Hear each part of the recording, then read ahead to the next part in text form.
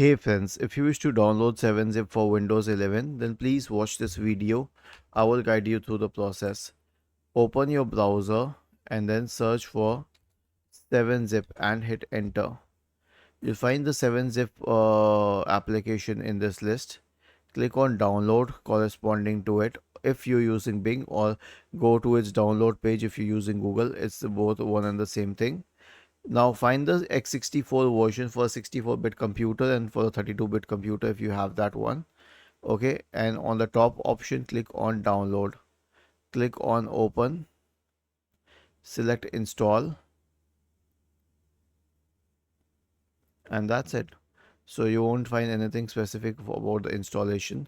Now let's say that this is a zip folder and you need to unzip it.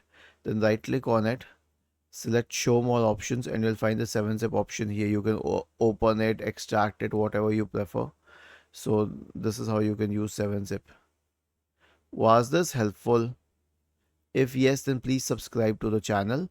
If not, then let us know in the comment section of the video on how we could help you further. Thank you for watching this video and have a nice day.